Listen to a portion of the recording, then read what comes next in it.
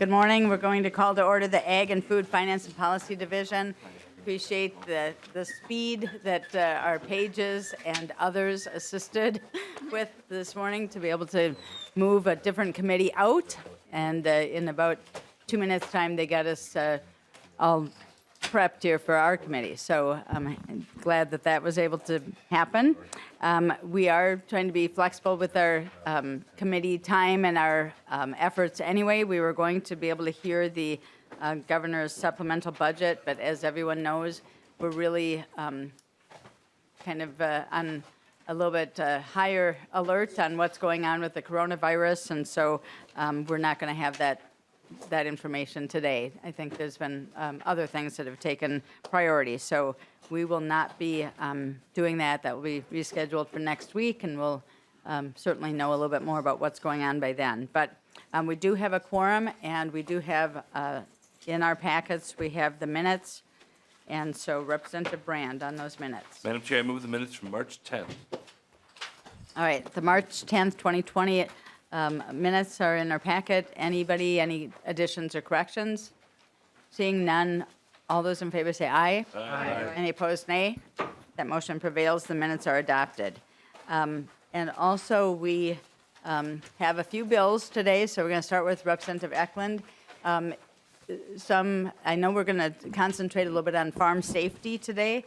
We were going to have maybe some people from Farm Bureau come and testify or be here, but they canceled their Farm Bureau day at the Hill. So we may or may not have as many testifiers as what was originally planned for. But we're happy that we've got these bills, and we continue to do the work here.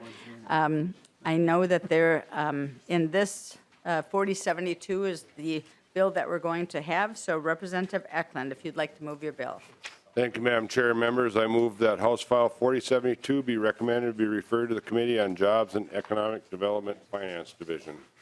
Very good. And then you also have an author's amendment.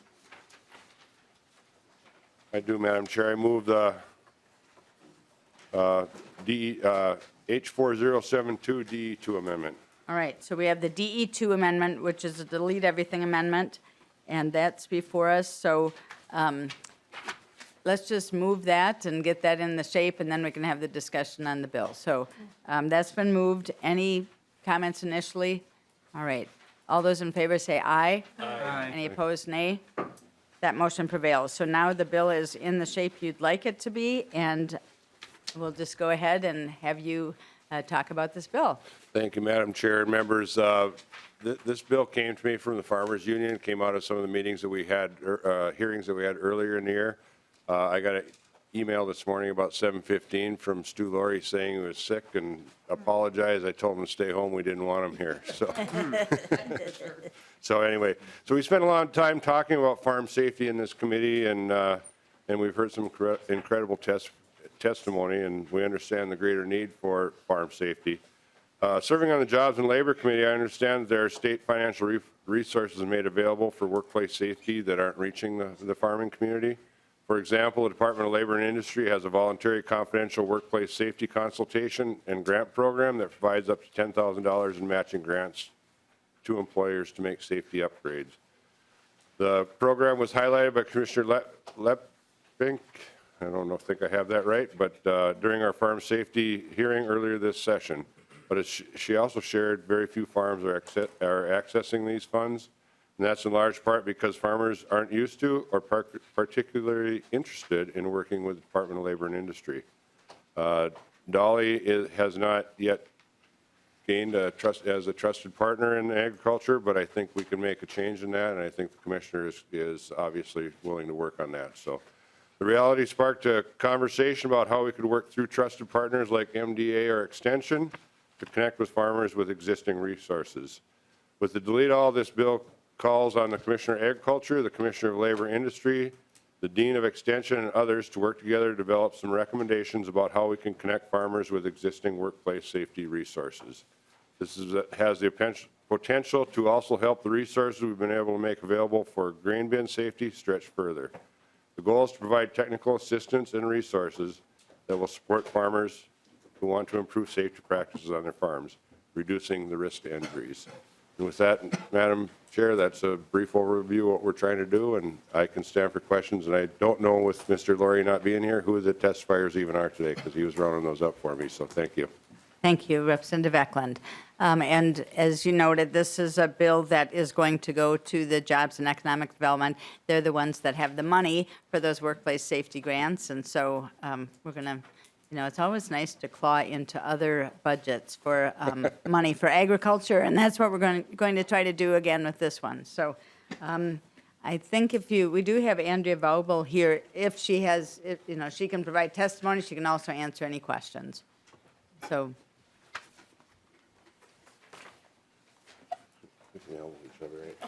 And good morning. Good morning, Madam Chair. For the record, my name is Andrea Vaubel. I serve as Deputy Commissioner at the Minnesota Department of Agriculture, and I'm happy to pinch hit for Mr. Laurie, who is homesick today. Thank goodness he stayed home. So we just want to echo our support for this. Farm safety has obviously been a huge priority for the department and for the governor. These workplace safety grants, we've noticed that is a program that we've not been able to get farmers to utilize, and so we certainly want to work with Extension and Dolly to figure out how we can better utilize those funds and help farmers use those resources. So we're supportive of this and happy to answer any questions. Thank you. We'll go to questions. Representative Hamilton. Thank you, Chair Poppy. And Representative Ecklund, is the intent here to make this more of education and training versus enforcement and regulations, and have it be voluntary programs or participation? Is that the goal? Representative Ecklund. Thank you, Madam Chair. Representative Hamilton, yes, that was the main reason for the delete all. We wanted to bring a large group in and develop a program that could work, because we all know farmings can be dangerous work, but it also is necessary work that we have to have, and we'd like to make it as safe as possible. Thank you. Thank you, Madam Chair. Thank you. Representative Anderson. Thank you, Madam Chair. Commissioner Vaubel, would you envision your work at MDA to end after you've had this get-together with stakeholders, or do you see MDA people in the field helping the farmers try to implement some of these voluntary practices? Commissioner Vaubel. Madam Chair, Representative Anderson, that's a great question. I think we're certainly open to all kinds of suggestions. I know that's been one that's been floated, and we're certainly open to figuring out a way to make that work if that's a feasible and reasonable thing that farmers would like to see. So, we just want to make sure it's done right and we have the resources to do it right. So, but yeah, we're certainly open to that. Thank you. There was a fiscal note with this bill, and so it will go on to the next committee. We will revisit that fiscal note and implications for us and with this bill as it moves forward. But we wanted to make sure that we can try to, again, access resources where we can. And as Commissioner Leppink indicated, there's a lot of money available, but farmers aren't necessarily using that, and maybe there's a way for us to be able to encourage that. So that's what we're looking to do. Any other questions? And just to open it up, people in the audience can certainly come down and testify in support or opposition to this bill. I don't see anyone coming forward, so Representative Ecklund. Thank you, Madam Chair, members. And this program reminds me of one that was started several years ago in the forest products industry. There's a logger certification program, certification and safety program. I don't know if they've accessed Dolly funds. I would have to look at that, but it's been a tremendous program for the loggers' safety in the woods, and I foresee something like this working in our farm community too. So with that, Madam Chair, I renew my motion that House File 4072, as amended, be recommended to be referred to the Jobs and Economic Development Finance Division. Thank you. All in favor of that motion, say aye. Aye. Any opposed, nay. The motion prevails, and House File 4072 is on its way to Jobs. So thank you, Representative Ecklund. Next, we have House File 3926 with Representative Brand. So now we go into two more bills that are going to be talking about farm safety. And so Representative Brand, there are no amendments to this bill, but if you'd like to move your bill. Thank you, Madam Chair, members of the committee. I move that House File 3926 be included into future consultation. Okay, so to be laid over for future consideration, all right. So do you have, again, I'm not sure that anyone's here to testify, but if you would go ahead and present the bill, please. I don't have any testifiers today, but I do know that, you might remember a couple of weeks ago, we had some very touching testimony in the House committee here about Michelle Grand, the loss of Landon Grand, but not just Landon. There are other folks across the state and across the country that have unfortunately been killed in grain bin accidents just in the past year, but long over time. And what this bill would do is to provide up to $25,000 for the Commissioner of Agriculture to grant either the University of Minnesota or Min-State system to create an application. And that application, like a cell phone app or possibly an electronic device, would do a couple of things. It would design to shut down remotely a grain bin power auger, and then also potentially to call 911. And, just think about how long it actually would take you to use your phone to dial 911. It does take a couple of movements on your phone, or it could just be a quick button to press, and that could mean a difference between somebody passing away and somebody being alive. And so the bill is moving in the Senate.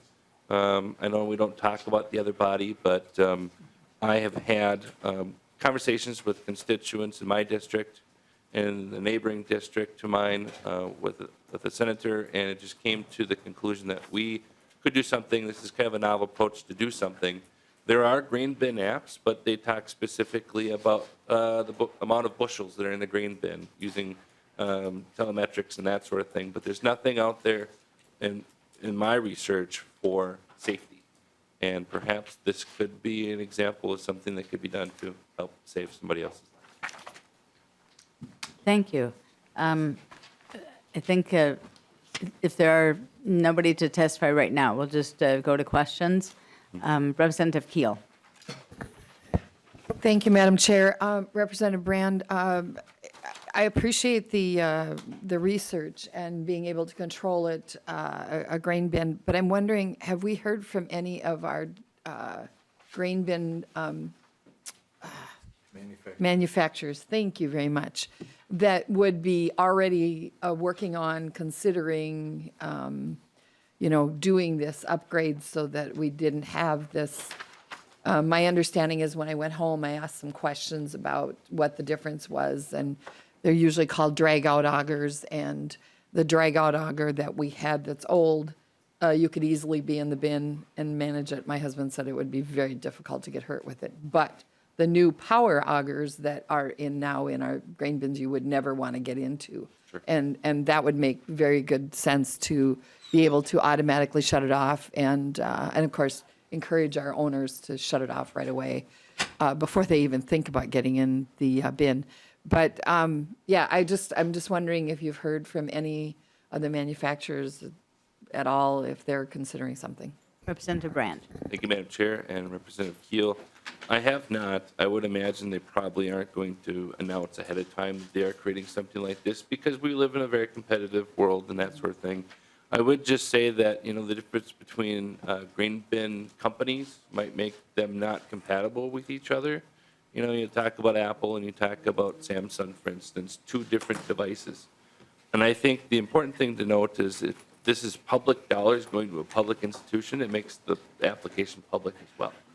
And I think the benefit of that is that nobody controls it, and also that people will all have access to it. And hopefully that also means that it is compatible with both Apple and Samsung phones and that sort of thing as well. But I guess my goal is to create something that's a bit maybe more generic. And no, I haven't heard anything specific from any grain bin companies that are making this. I know that they're working on different things. I know that grain bin manufacturers are looking at providing reinforced anchor points for harnesses, for instance, and stuff like that. You look at some of the older grain bins that don't have that sort of thing, and there's some compatibility issues already. I grew up on a farm, and I realized that some grain bins are set off of a circuit breaker, and some of them still have the old fuse boxes. And, the old meets new technology. I don't know many people that are going to probably spend the money to rewire their grain bins from the old fuse boxes to the circuit breakers. But what I do know is that going forward, having that application in place that can meet the needs of the technology for new purchases and that sort of thing, I think this is worthy pursuit and kind of a novel approach to helping save a person's life. All right, Representative Anderson. Thank you, Madam Chair. Representative Brand, not trying to get too technical here, but and I like the idea of your bill, but Thank you. if a farmer wanted to do this, would this signal have to go from his phone to a tower and then back to the grain bin again? Representative Brand. Well, that's a good question. That's not something that I can specifically answer. I don't have any advanced degrees and that sort of thing with telecommunications. Just my very novice idea, it probably would. That sort of thing. I do know that there are applications, for instance, that right now, if I had an application on my phone, I know that this application exists. I could actually turn off the televisions if I knew what brand these TVs were in the room. And I could program that into a code. I could only imagine that something like this could also be employed to turn off a grain bin as well. And so that's my idea, that it would be not repeating off of a repeater, but more direct contact. But just like a television remote signal doesn't usually go around walls, and it doesn't go through walls very easy at home. And so, those are limiting factors, of course, but something I hope that can be, advanced with this consideration. Representative Anderson. Thanks again, Madam Chair. Well, I've been in grain bins and never have had to call for an emergency yet, but, you're in a covered steel structure, and if your reception is spotty to start with, I think you'd have difficulty reaching out to a tower to get that signal back again. And a lot of these augers are at the bottom of a bin covered by thousands of bushels of corn, so would that signal penetrate the layer of grain to get down there? So, again, I like your idea, but we have to be careful about building up some false security here to make sure that these systems would work. Thank you. Representative Hansen.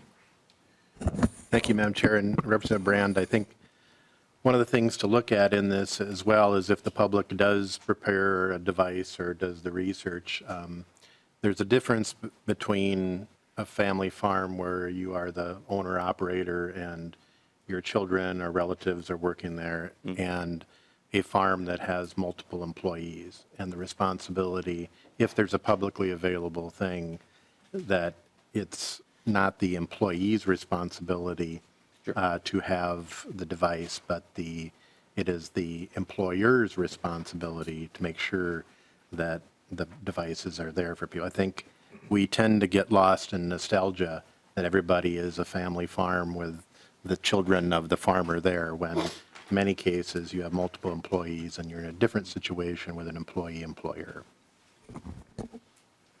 Next on the list was Representative Miller. Thank you, Madam Chair. Representative Brand, I see the intention here. I think it's good. I just want to make a comment that I've worked around emerging technologies in agriculture, and actually some of the work I've done has been in, if you will, a private-public partnership, or public or private. And the concern that I have here is as Representative Anderson said, not only are there companies out there doing this, there's probably companies that are doing this because they have a liability. They're going to naturally be doing this. One of the challenges that you have when you have like a public institution like the University of Minnesota come up with some sort of IP, intellectual property, they don't share well with industry. Industry doesn't share well with higher ed. Sure. And so I think the intention's there, but my concern is that let's say this $25,000 grant went to basically a student coming up with a widget or coming up with some sort of thing like that. It kind of wouldn't extend beyond that. It's kind of the way the system is working. So I get what you're trying to do, and I think we all agree that this is something that needs to be addressed in the farm safety. I'm just not sure that this is going to accomplish what it is that you want it to accomplish. All right, thank you. Well, I don't see any other questions, and I see no other testifiers coming down. So Representative Brand, just closing comments and any reactions to Yeah, what you absolutely. heard. Just bringing it back to the Grahn family, at Landon's funeral, Michelle had told me that one of her relatives was there and said that he was going to actually start working on it. He was an inventor. He's going to start working on something like this. I'm not sure how easy or difficult something like this would be. And so having that public-private partnership would be important. And I think the intent of this bill is to make it more open source and less, guarded technology that nobody can use. So my hope is that with this bill, we can actually do something that would help save a person's life. Thank you. So with that, House File 3926 will be laid over. All right, so another bill that we have, talking about farm safety, it comes from Representative Anderson. So House File 3762. Then, again, this is a bill to hear and lay over. Representative Anderson, would you like to move your bill? Thank you, Madam Chair. Yes, I'd like to move House File 3762, have it be laid over for possible consideration. Thank you. And I know that you have an amendment, and then maybe some additional comments about an amendment. So if you want to address those amendments right I'd now. like to move the A1 amendment, Madam Chair. And the reason for it, it's a simple amendment. And I also would like to, if the chair would allow, have another simple oral amendment besides this written one. On line 10, 1.10, it limits the payment to a farmer to $500. And I called a grain bin company yesterday and talked to the dealer, and they estimated to retrofit an older grain bin with the bracket system up in the roof and the labor to come out and do it.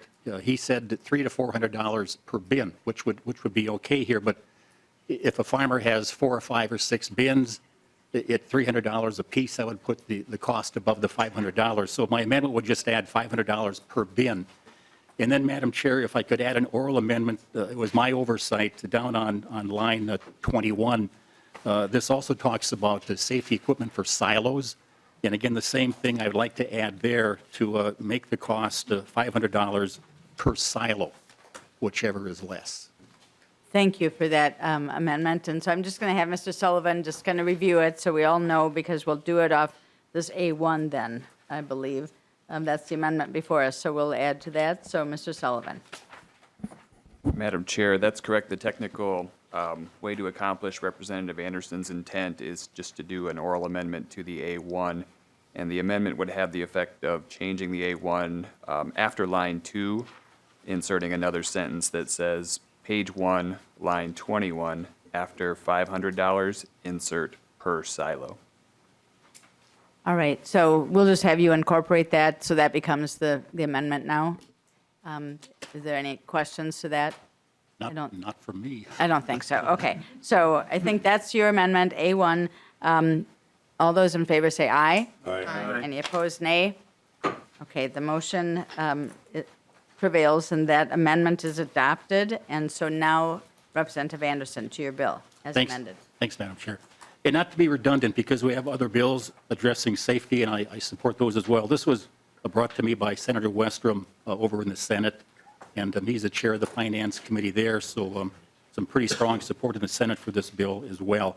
And again, we're hearing issues of safety in grain bins brought on by last fall's harvest of wet, poor quality corn, and we just pray that no more incidents occur because of taking corn out of bins now this spring as the weather warms up and such. So it's a situation that is dangerous, and we hope that farmers use all the caution they could. But what this would do, and again, in talking to my grain bin friend, was that at least the company he represents, he said about 5 years ago, all the newer grain bins have this bracketing or a bolt installed in the roof. It comes from the factory that way. But so the older bins are what we would be trying to help be retrofitted here.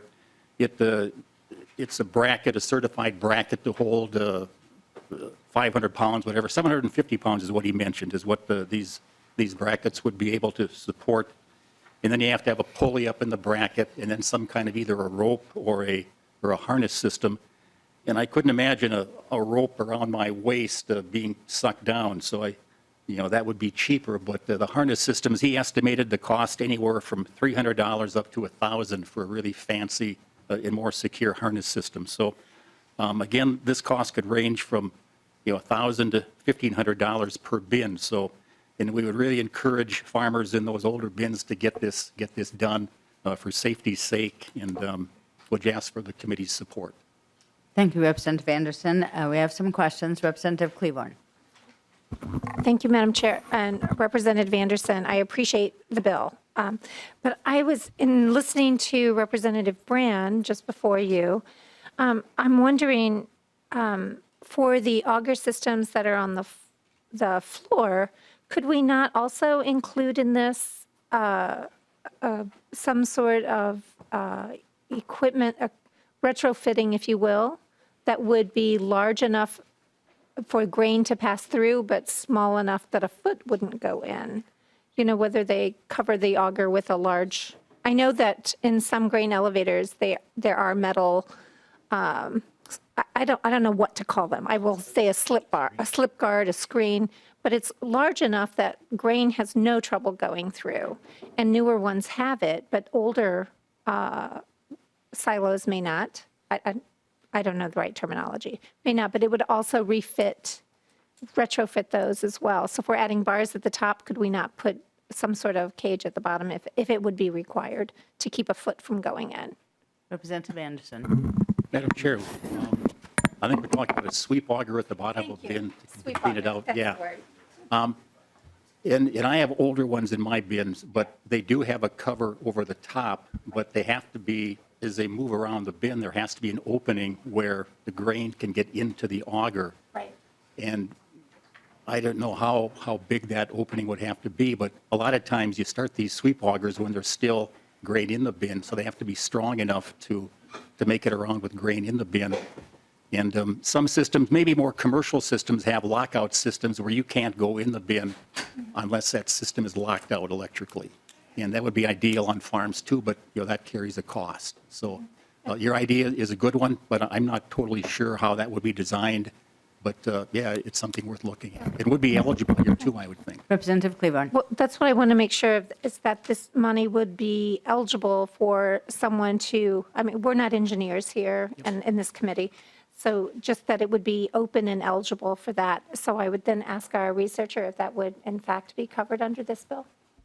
Mr. Sullivan.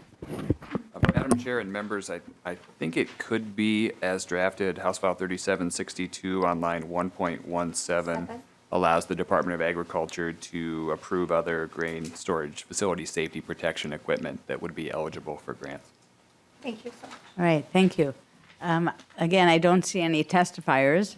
No one else is on the list for questions. So. I have a whole list, but So Representative Anderson, any further comments before we lay this bill over? Madam Chair, yes, I should mention the subsection 2 of this bill. We had a tragic accident in Millerville this fall where it was a silo. And as I understand, they were up on the top and were overcome by I think it was nitrous oxide poison gas. So this would also provide equipment for monitoring of the poison gases in silos as well, which would also be a good use for the funds. Thank you. You know, and your comment is, that is one of the issues we have, is that none of these seem to be identical to the next. So we have accidents, we have tragedies that are happening, and one solution isn't going to cover everything that has already happened or is potentially going to happen. So having a number of ideas is a good thing. So thank you, Representative Anderson, and we will lay House File 3762 over. Thanks, Madam Chair. Thank you. All right, now we have House File 1293 with Representative Hansen. This one, I don't believe there are any amendments, but I do know there's a letter from the American Seed Trade Association in members' packets. They weren't able to be here, I don't think, to testify today, but they, and we also have a fiscal note in the packet, but that letter should be. You don't have the letter? Not in here. Sorry, that letter is not in here, but we will get that letter because we want to make sure that people have that, be able to address that. So Representative Hansen. Thank you, Madam Chair. And I would move that House File 1293 be laid over for future consideration And Madam Chair and members, I do not have an amendment, but I think if it's being laid over, I would maybe recommend a clarifying amendment be added that this would be for the effective date of January 1, 2021 for the next crop year, because the default would be an August 1 date, and there would still be seed out in commerce from this year. It'd be hard to go back and tag that. So I think that's something, I don't know if we could do that here as an oral amendment or if we should do that later. Okay, I think we'll make sure that Mr. Sullivan understands what that request would be, so we'd know in the future. Mr. Sullivan. Madam Chair and Representative Hansen, I heard the 2021 portion, but I didn't hear what you said before that for the date. That the effective date be January 1, 2021, because otherwise the default effective date would be August 1st of this year, and it would be hard to implement during the calendar year. So I just was reading that and I thought, oh, we're in an automatic default date, so it'd be better to clarify that it's for next year. Representative Hamilton, would you be okay if we actually had that as an amendment at this point? Yeah, excuse me, yes, Chair Poppy. So I think, Mr. Sullivan, would you be prepared now to be able to describe the amendment? Yes, Madam Chair and members, the amendment, because there are two sections, it's necessary to just insert a section 3 on page 2. So page 2, after line 10, insert section 3, effective date, period. This act is effective January 1st, 2021. Right, thank you. And so we'll just move that. Representative Hansen, all those in favor say aye. Aye. Any opposed, nay? Okay, that motion prevails. The amendment is adopted. So now, Representative Hansen, to your bill as amended. Thank you, Madam Chair, and to the bill as amended. First off, as I often have to do with pesticide bills, I want to be clear that I am not using this as a vehicle to be amended on the floor. I have no intention of adding anything to this. Representative Hamilton, this is it is what it is. I view this based on past communications as we've been in committees that this is an informational label. It is not or an informational tag, like a seed tag, that we're dealing with the seed tag law, not the pesticide label law. So I am not proposing changing a pesticide label because the label is the enforceable. I view this as like the Surgeon General's warning on a cigarette package. So I've heard communication that farmers may not know the impact of the seed treatment that includes a neonicotinoid pesticide. We have continual published data that neonicotinoid pesticides are affecting not just honeybees, which are an introduced species, but native bees, native pollinators. Our University of Minnesota has provided constant updated information on that. So the actual informational tag that is there says, planting seed treated with neonicotinoid pesticide may negatively impact pollinator health. Please use care when handling and planting this seed. So I think this is an informational tool that can be used to help with care with the corn and soybean seed, to help provide information, and it is not an enforceable label. That label is on a pesticide that is applied to the seed, not to the seed corn.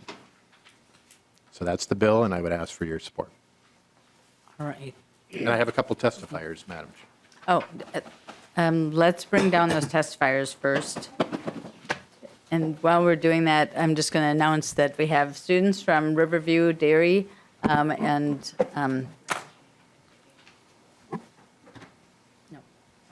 so this is the group from Riverview. We're going to have another group from River Bluff at some point. So let's pay attention here. But we will. So I think these are students that are making their way today.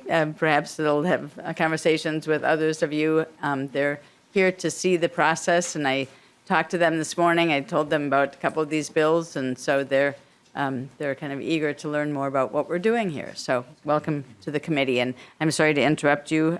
So please identify yourself and then provide your testimony. Okay, thanks. Hello, Chair Poppy. Thank you for having me. Thank you, members of the committee. Thank you to the River Valley. Riverview. Thank you for the opportunity to testify. My name is Erin Roop. I run Pollinate Minnesota. I served on Governor Dayton's Committee for Pollinator Protection. I'm a beekeeper. I have 5 hives right now. I'll have 25 hives in April. That's small scale, right? Commercial beekeepers have the definition is 500 colonies. I'm also an educator, so I keep bees at places like Minneapolis Public Schools and libraries and parks. And this year, a 5th grader told me after our class with everybody in beekeeping suits hanging out with the bees all together that she had had 2 fears her whole life, death and bees. And now she just has 1. So bees do this work, right? They're really cool flying insects that drive student bravery and experiential learning while being totally essential to the functioning of our ecosystems and our food systems. So 1 in 3 bites of food we eat comes to us through honeybee pollination, and that pollination contributes $24 billion annually to the U.S. economy. There are also species that we care about, right? Serving on Governor Dayton's Pollinator Committee, we had diverse members, but the value of pollinators to our ecosystems and food systems was never debated. And we all agreed that healthy pollinators are critical. I would also say we agreed on the drivers of pollinator decline, that habitat loss and parasites and disease and pesticide exposure contribute synergistically to pollinator decline. We didn't come to total consensus on priority actions or the extent to which each driver was a cause. But insect declines are real. We're seeing them in Minnesota. Beekeepers here in our state, folks who know what they're doing, right, with generations of experience, on average lose half of our colonies every year. I'm not a generational bee. I only have, 12 years of experience. Maybe I lose more. Our new state bee, the rusty patch bumblebee, is federally endangered. Our 469 Minnesota bee species all live in the same ecosystem, and we're learning more about their populations. Over the last 2 decades, agriculture has become 48 times more toxic to insect life. And we see this every day. Think about turning on your porch light in the summer, about driving across the state and the work that you no longer have to do cleaning windshields, and how different that is from what we experienced when we were younger. Neonic insecticides are responsible for 92% of that surge in toxicity.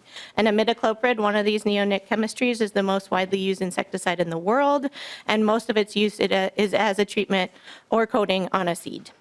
Pesticide use, the pesticide use on neonic seed treatments accounts for millions of pounds of pesticide on over 100 million acres. About 94% of the corn seed available is pre-treated, basically everything that isn't organic. About half of the soy is. In Minnesota, planting treated soybeans doesn't improve your yield, and there's more research to suggest that the same is true for corn. All these seed coating applications are considered treated articles by the US EPA and exempt from data collection on pesticide applications.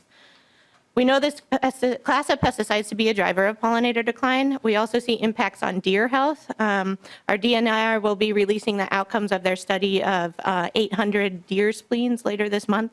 I've been thinking so much about just what 800 deer spleens looks like. The size of that.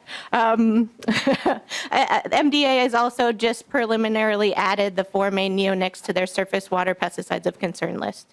The global neonic market generated $4.42 billion in revenue in 2018, which is roughly doubling what they had been gathering over the previous decade. And it's pretty safe to say that a large chunk of that $4 billion is from seed treatment applications and sales. It's really heartbreaking to contrast that to individual farmers' income right now. Average U.S. farm income, as you all know, was negative $1,500 in 2018. Seed coatings are this big data loophole right now, not just in our ability to understand pesticide exposure avenues for pollinators or for deer or for water, but for farmers themselves. A new paper that will be published in Bioscience later this month is extremely relevant to this bill. I'll share it with committee members and bill authors when it's published, but I apologize it's not out yet. I couldn't share it today. But part of that research summarized that farmer knowledge of the chemistries that they apply. So one of the authors provided this summary. Close to 100% of farmers know the names of pesticides applied to their fields aerially, yet a lower percentage of farmers knew the products put on the seed they planted. So this has been my own experience too. One of my Wisconsin bee yards neighbors land a conventional farmer rents for corn, soy, or barley. He rotates, right? He tells me what he plants because we know that neonic exposure to my hives when seed goes into the ground is enough to kill my bees. So the first year we talked, we looked at the seed bag together. I learned that thimethoxam is a neonicotinoid. We learned that together too. That was 2015, but this bioscience research demonstrates that that knowledge gap still exists. And this bill proposes the addition of a bee caution statement on each treated or coated seed label that would serve to close that information gap. A treated seed program was the first named action step in our MDA's 2016 special registration review of neonics. This idea was the Governor's Committee's third priority pesticide recommendation, Governor Dayton's committee. This bill doesn't do the data collection a treated seed program would. It simply adds a label. So at the farmer level, people who are making decisions about how and what to plant can make the choice they want to. It firmly focuses on farmers and farmers' ability to tailor pesticide use to production and environmental goals. Now is the time to support individual farmers and not the $4.42 billion guys. I express my support for House File 1293. Thank you. Thank you for your testimony. We have a second testifier, a Margaret Munson. And now I'm going to introduce, before we get Margaret up, a group of 9 to 12 graders from River Bluff Education Center in Red Wing. They are here as part of a Historical Society Voice of the People program. So I believe that would be your group. Is that correct?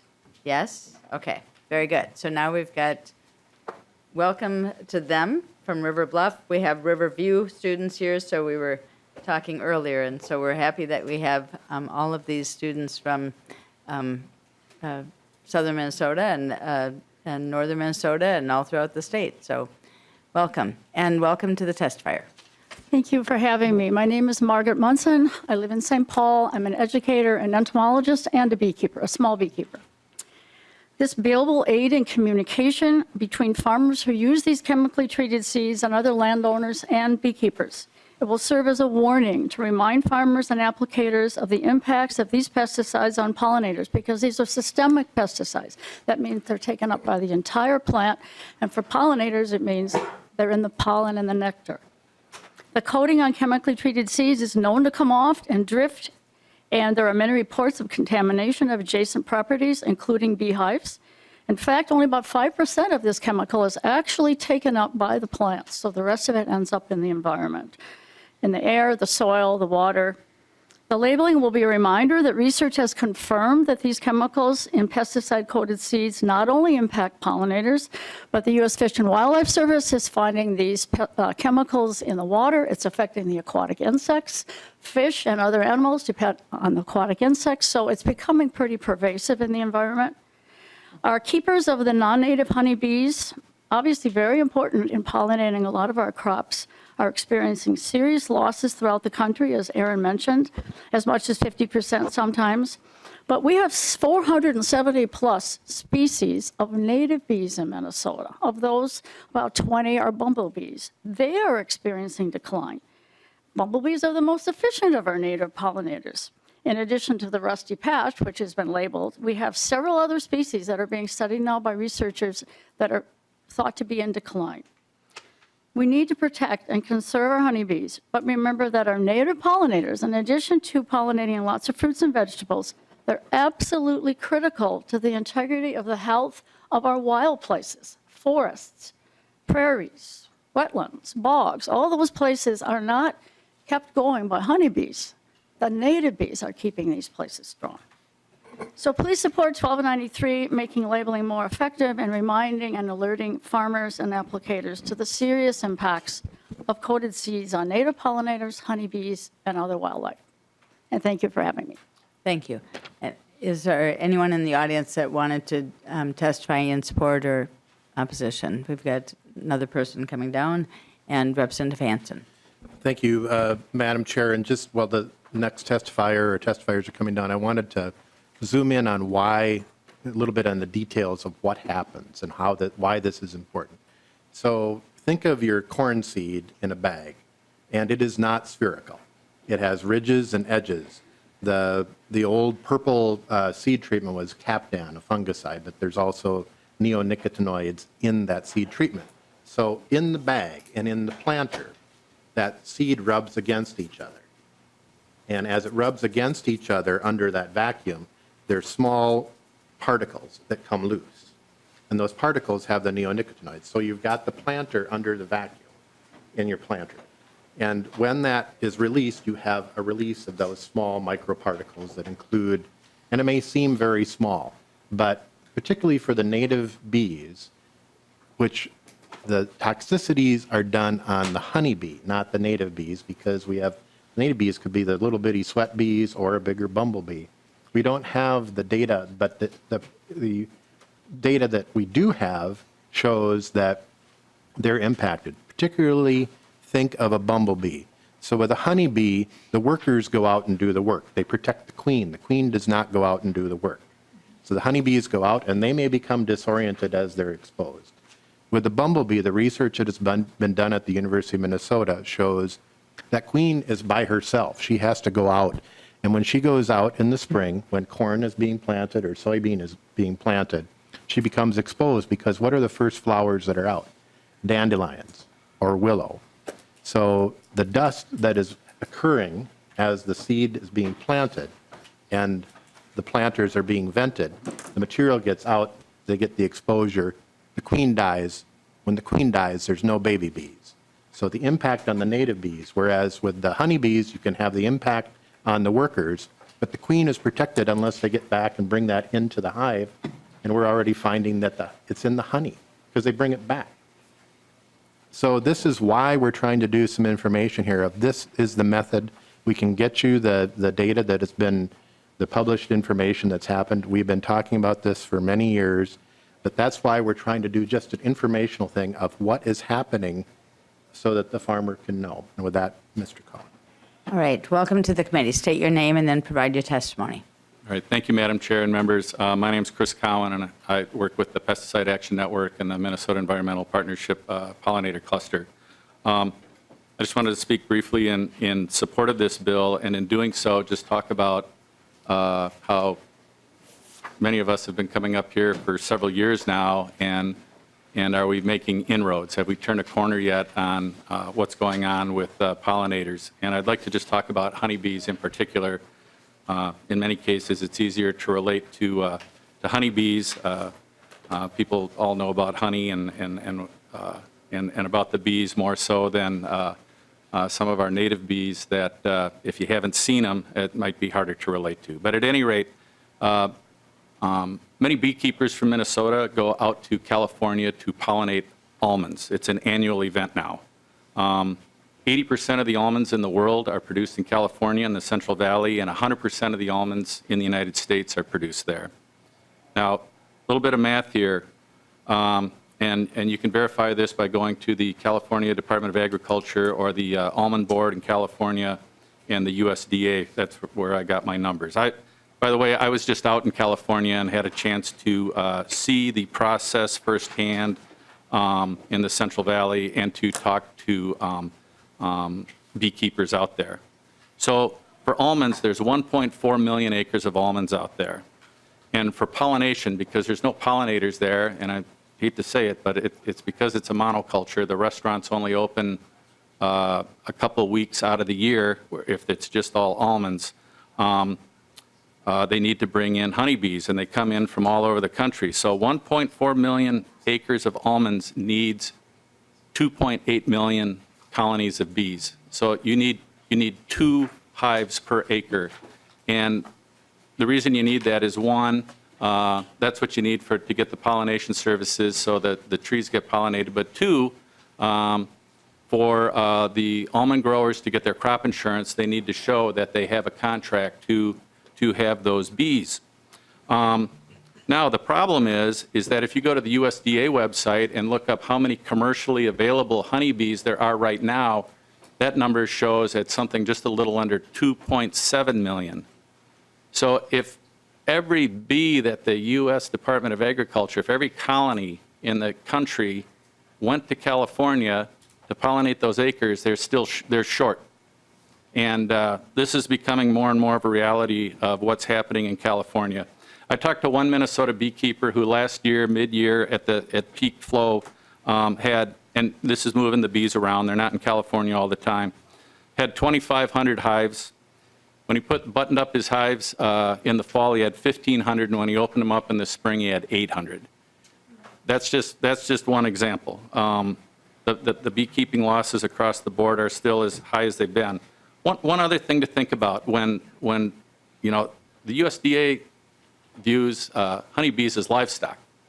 So if we look at these farmers and their livestock, there used to be 4, 5, 6 million kept bee colonies in the United States. And as I said, there's now 2.7 million. And the other thing is that a lot of the beekeepers are not as young as they used to be, and with the pressures of trying to keep bee colonies alive, it used to be easy, is what people have told me. I'm also a hobby beekeeper, and I hear about how easy it has been to keep bees and how it isn't now. Folks are getting out. So there's a relatively small number of people who are providing these very key services, and this transition is taking place, and the numbers are getting smaller. So for all those reasons, I just wanted to let the committee know kind of what I've learned recently about what's going on with kept honeybees in the United States. And for those reasons, just another way to help support those folks and native pollinators. I ask for your support on House File 1293. Thank you. Thanks for your testimony. And we do now have, it was distributed, the letter from the American Seed Trade Association, so people have that, should be able to refer to that. I think we have some questions, so we'll start with Representative Keel. Thank you, Madam Chair. Representative Hansen, I understand the making sure that people know what they're using. A little offended by the fact that farmers don't know what's on their seed. That comment was made. That's very rarely true. You're making sure what you put in the ground is what you ordered and how it's put in. But my other question is, I believe there are other deadly things that happen to bees besides neonicotinoids. Do you know what those are? Representative Hansen. Madam Chair and Representative Keel, we have been dealing with all the other stressors for the last 10 years. We've invested millions of dollars on pollinator habitat. We have established a bee lab to look at those stressors. We have spent money on parasites, whether it is the varroa mite. We've done all that. But whenever we come to pesticides at the Minnesota Capitol, we are unable to do anything. We've spent the people's money, huge amounts, on publicly financing pollinator habitat. Whether it's in farm country, we've established our DNR on public lands, the Board of Water and Soil Resources on private lands, the bee lab, millions of dollars for the bee lab, staffing the bee lab, which I would encourage people to go to. So it's poor habitat, poor nutrition, parasites, and pesticides. All four of them. But when we don't deal with pesticides, we can plant all the habitat we want, but if they get in contact with something that kills them, it was for naught.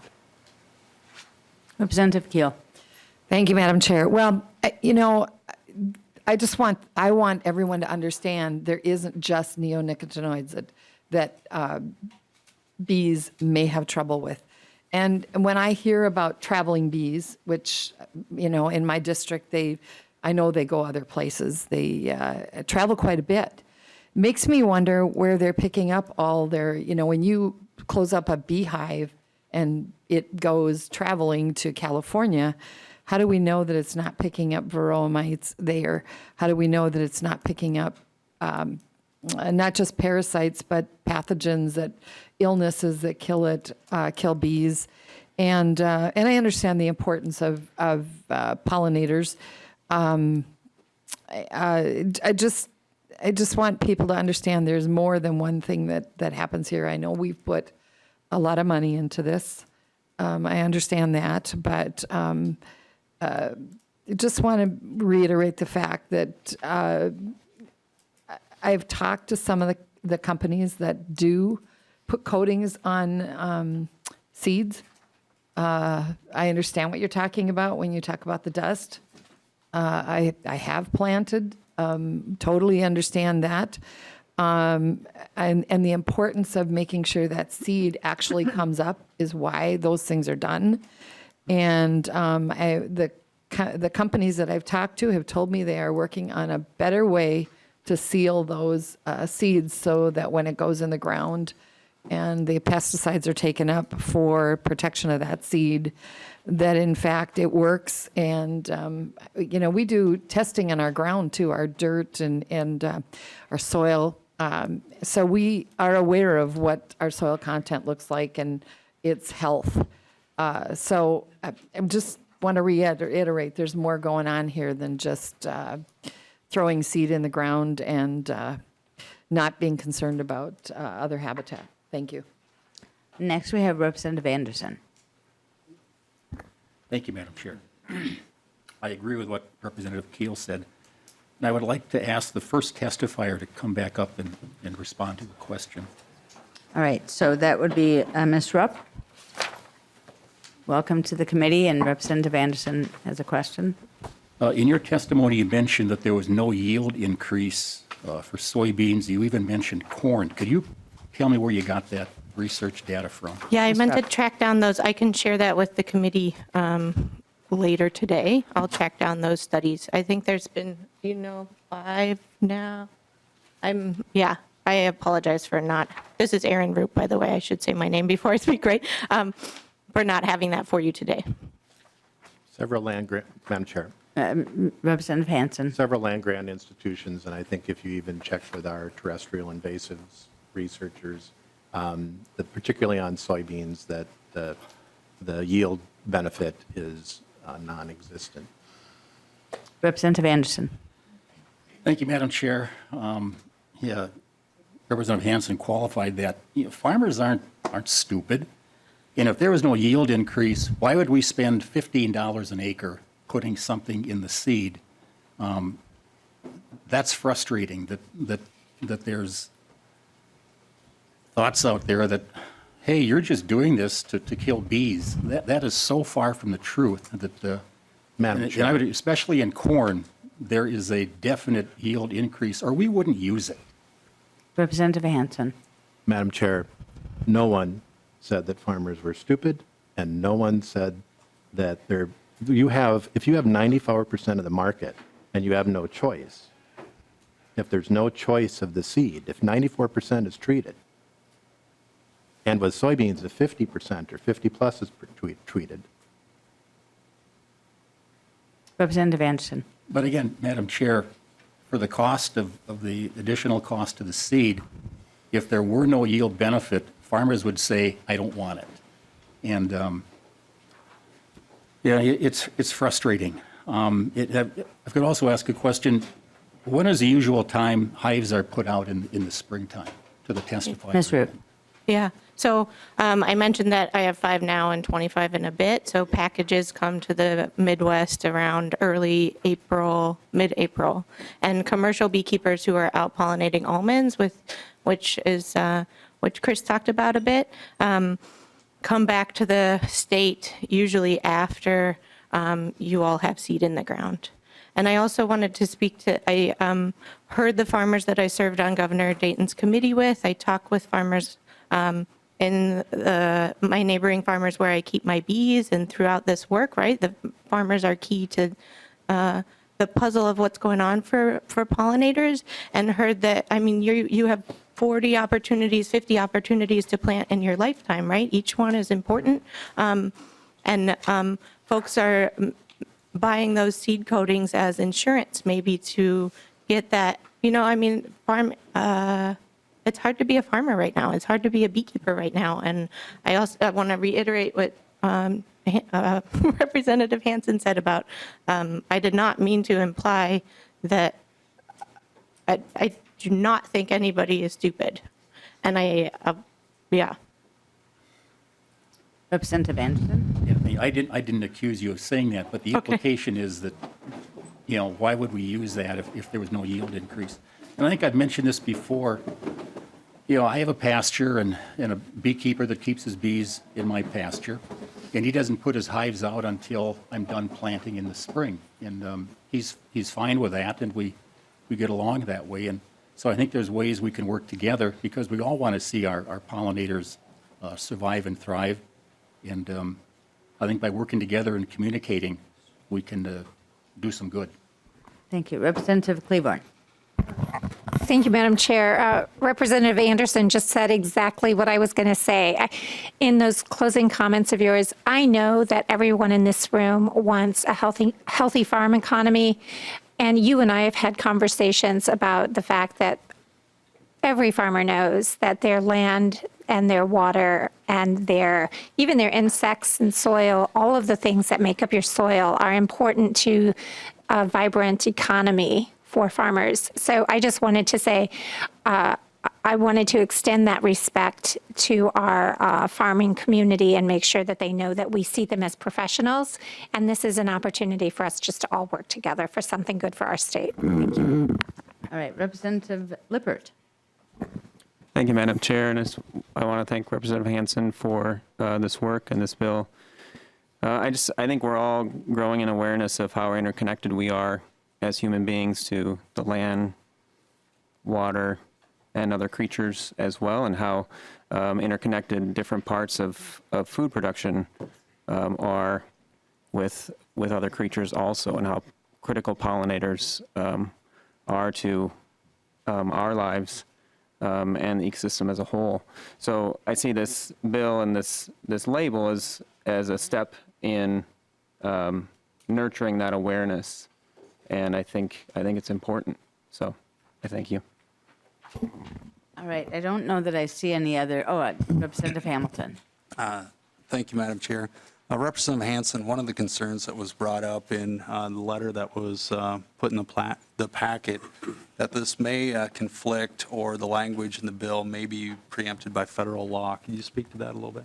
Representative Hansen. I think what the label is referring to is if it was a labeling, and that's why it was clear the difference between tagging and labeling. So if we were if I was trying by law to change the label, the pesticide label on that, yes, that would be preempted, or there would at least have to be dealing with FIFRA, which is the Federal Insecticide, Fungicide, and Rodenticide Act, and that authority goes to the Department of Agriculture. So I want to be clear as I can for the record.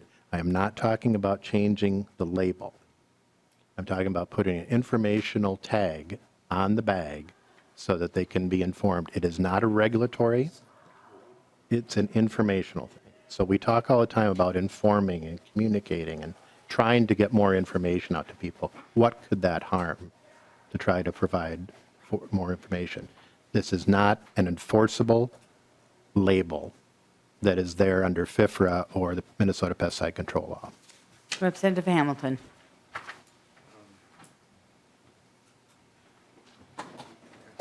Okay.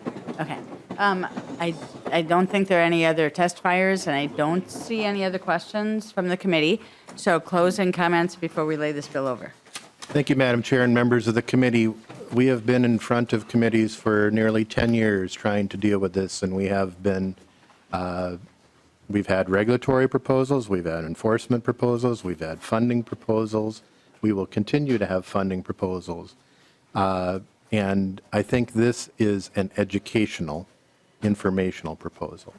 I think it is a small step to try to help raise awareness on proper handling and proper use so that we can reduce the impacts.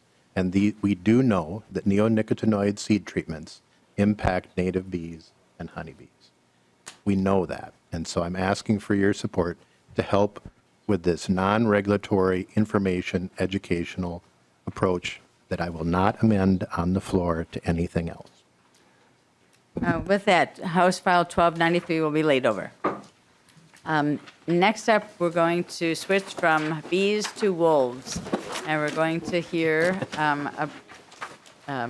from Mark Abrahamson about the Wolf-Livestock Prevention Grant Pilot Program. That was funded about 3 years ago, and this is a year to require the report back. And I know last year Representative Tapke had a bill to continue funding, but we wanted to hear what the report was, and I know that there was also some federal dollars that came to the department for this. So welcome to the committee, Mr. Abrahamson. Thank you, Madam Chair. So my name is Mark Abrahamson. I'm the Plant Protection Division Director at the Minnesota Department of Agriculture. And I'm going to give you a summary of the report we prepared for the legislature on the Wolf-Livestock Conflict Prevention Grants.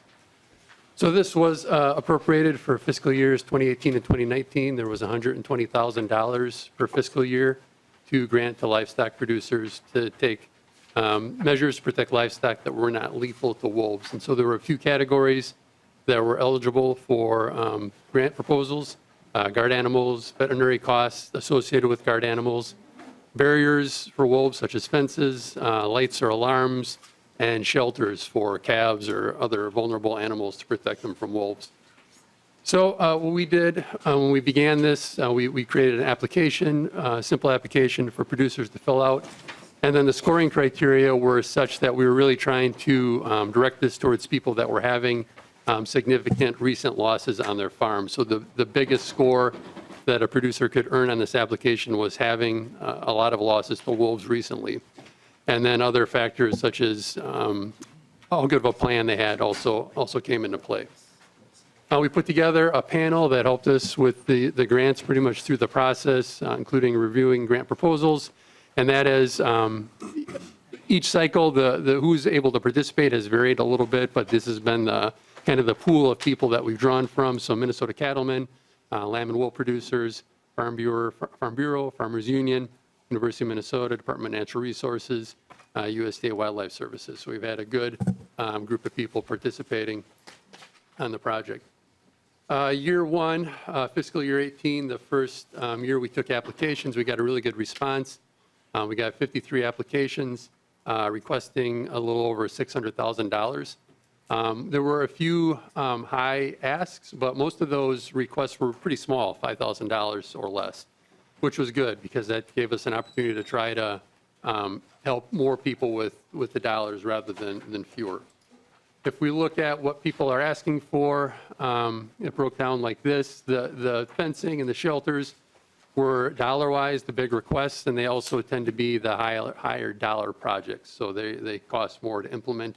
But we got requests throughout all the categories, including guard animals, lights and alarms, and some things that didn't really fit in any of those categories that fell into an other category. What we awarded was similar to what was requested in terms of the distribution, although fencing kind of took a share away from shelters, and that was really some of the big asks that we had were for shelters, and some of them were just, we felt like too much money to invest in too little return.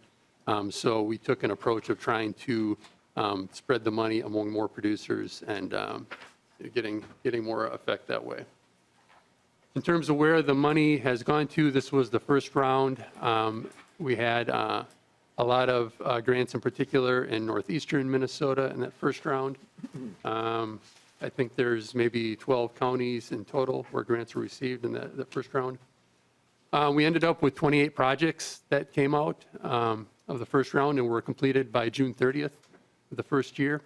And the other thing that we were required to do is to get a report from each of the people that received a grant. And so we created a very simple grant report form, basically asking 3 questions for each grantee to tell us what your issues have been with wolf depredation, how this project will help, challenges they had regarding the grant process or completing their project, and then basically what do they feel their odds are in the future of this reducing conflicts. In the report we prepared, we included all the information from those grant reports. You can go through verbatim and see what people told us about the project. To summarize, as you would expect, there was a lot of optimism about the projects people did, that they felt that they were going to be helpful, which is good. Otherwise, why would they do them in the first place? But I think by and large, we felt like people had a pretty good experience in terms of working through the grant process and getting their project on the ground.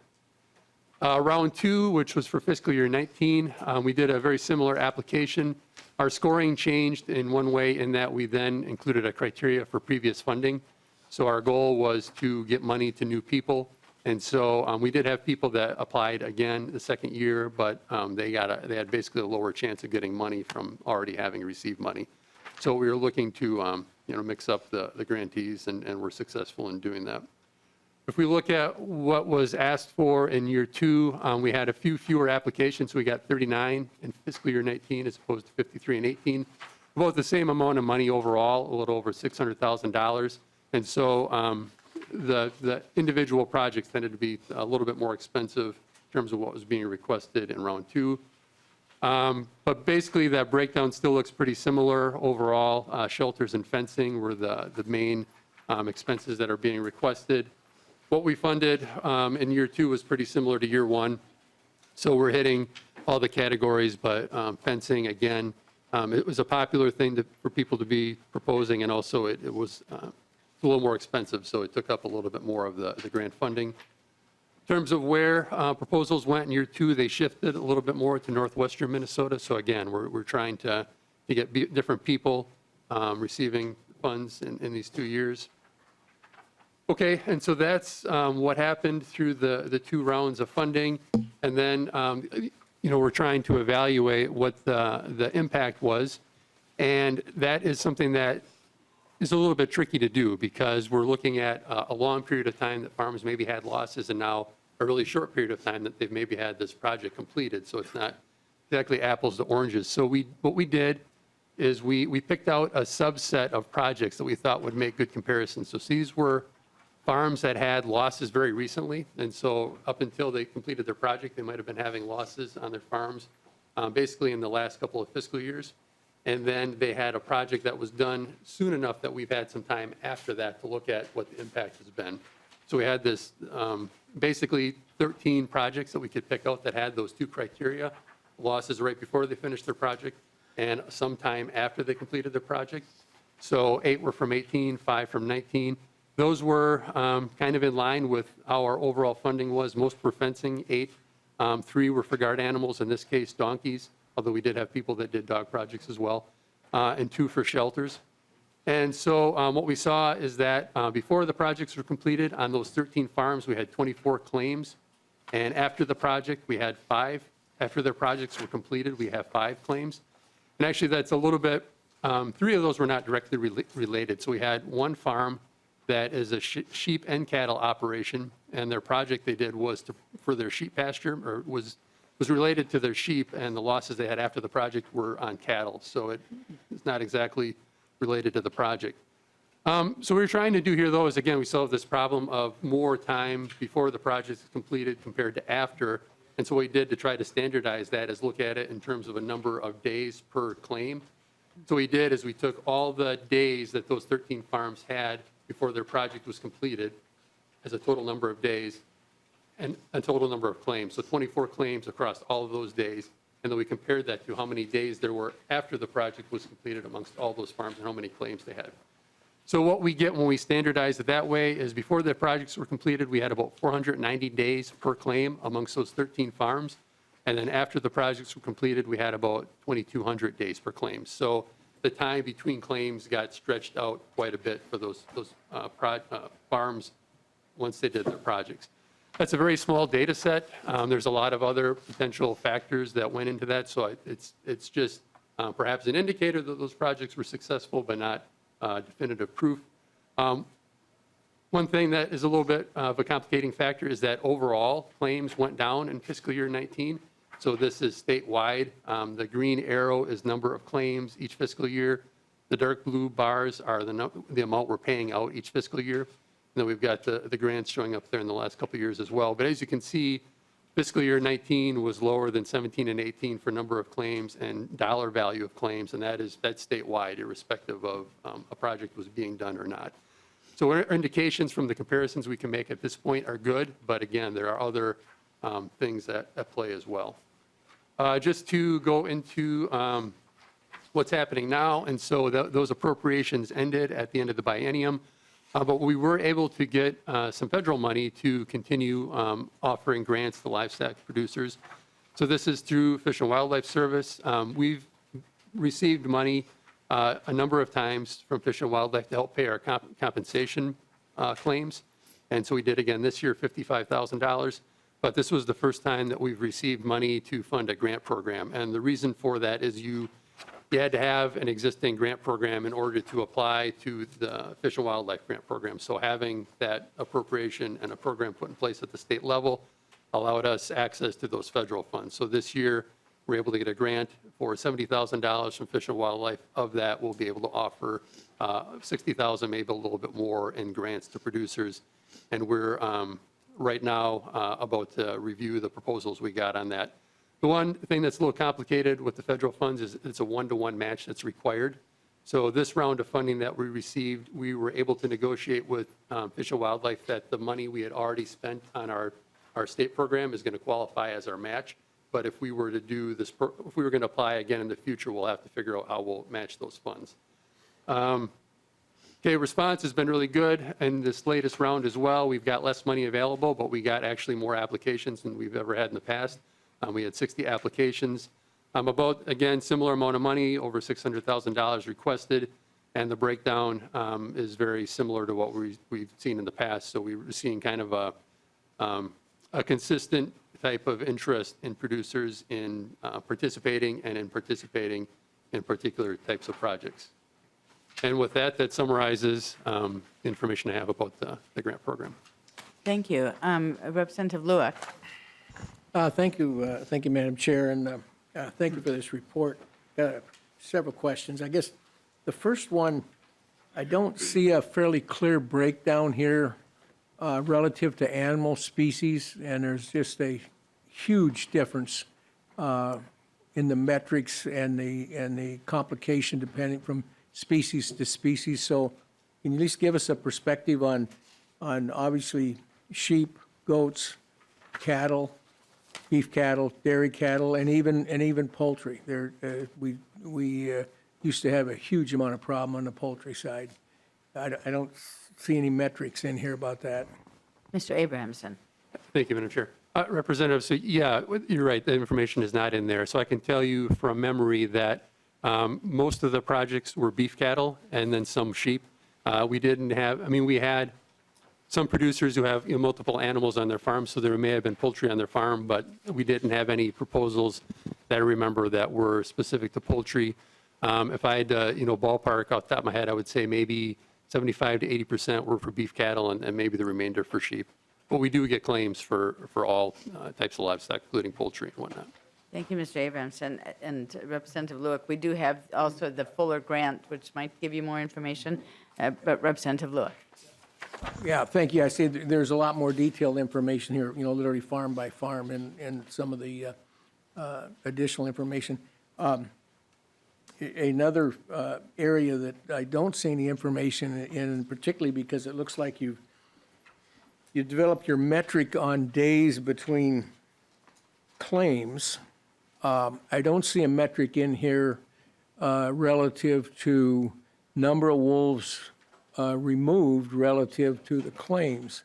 And I can just tell you from many decades of direct experience, the predominant impact that I've seen is nothing to do with, but it's got a lot to do with what you do. But I would say that the absolute driving force is simply a number on the size of that pack. Is it 4 wolves? Did it expand in 1 year to 11 wolves? And God forbid, did it go beyond that? Because there's just an absolute one-on-one correlation to the kind of devastation that happens, particularly if you bounce over that 7, 8, 9 to a pack.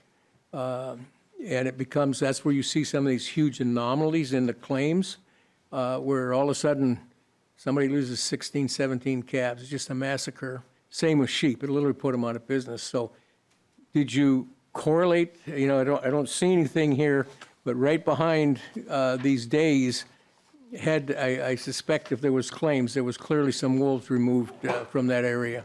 Mr. Abrahamson. Madam Chair, thanks. Representative, that's a really good question, and I think that's not something that we factored in here, but I think as we try to look at the impact that more of these farms, that is something that we should, a variable that should be included. I agree. Representative Lewick. Not very pleased to hear that, because that tells me that you better be very, very cautious about drawing any conclusions on exactly what is going on here. Because without that information, that's almost like saying, well, the corn looked good, but we didn't count the bushels. I mean, it's that dramatic of a impact. And I say I've lived with this. I've seen it time and time again. The days or years between claims or having incidents, we know. I mean, we get a pretty good idea literally how many wolves are in each of these packs in the area. It's something we've been living with for many decades. And you can literally, it's just literally a one-on-one. The wolf numbers go up, train wrecks happen, in come the federal trappers, and at least for a while we had state trappers were allowed to come in also. They reduce the size of that wolf pack a year, sometimes 2 years, even on 3 years. Mother Nature tinkers with that too. But, you know, these rascals average 5-6 pups a year, and if normal morbidity doesn't cut that down, you jump from a pair to 6, 7, 8 wolves in a heartbeat. So again, he's practical experience from spending a lot of time with a guy named Dr. Dave Meach on the dynamics of this. Until you've really matched the other element of what happened to those wolf packs, I just frankly can't draw any positive conclusions that there's I mean, this isn't hurting. I know if you put animals inside, you put a big fence around them, you certainly protect them, and we know that. I mean, a given. But you know, I wish it was just as simple that we could put some flags and lights out there, and that would end this kind of problem, because unfortunately, these rascals they will literally learn over time that, oh, the animals are where the lights are. The animals are where the noise are. And they will overcome that fear in a microsecond. I mean, I've seen it directly with how they treat you in the woods when you come upon them. I mean, personal experiences where they just look you over, and it's almost like he knows I can't hurt that rascal, and not that I would.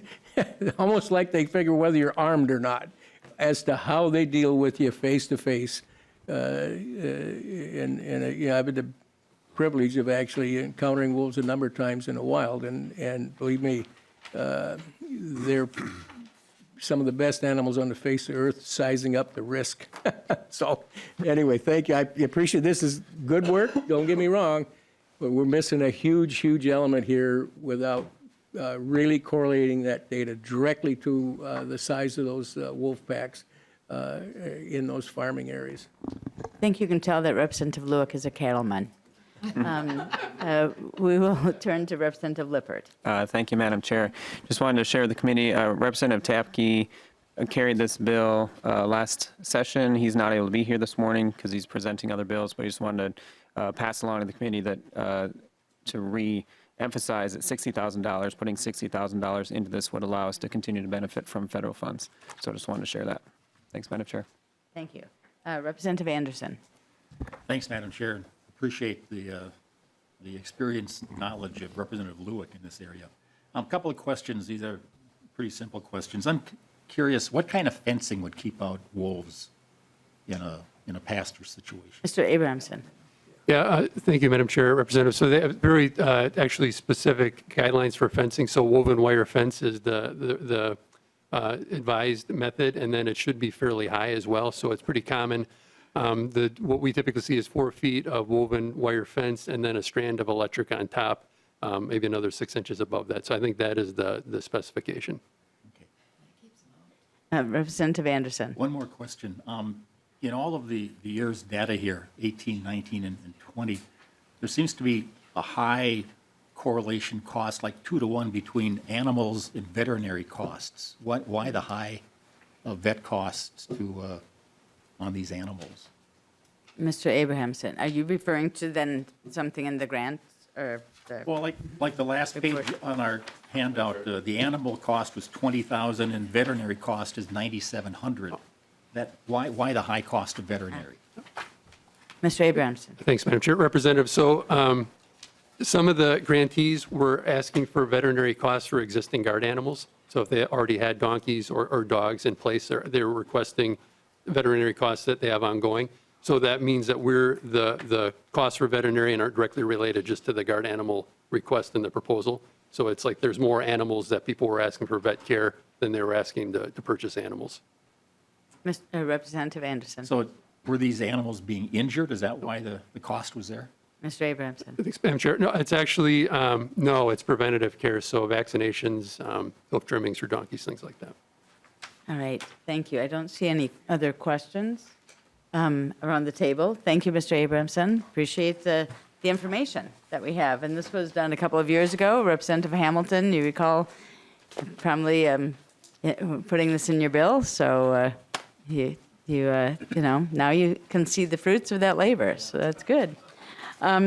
Next week, we're going to, obviously we're running short on time now, potentially, when we have our first deadline. So the policy deadline is next Friday. So we will have the bill with the DE. We heard the MDA's version of the bill. We're going to have a DE amendment for that bill on Tuesday. Then we would have opportunity for any amendments by Thursday. We do have a number of bills that we're going to be hearing next week, and so we'll extend our day until about 12:30. We'll extend our time to be able to be here. May not take that time, but just so that you're aware, if you can adjust your calendars accordingly, that would be good.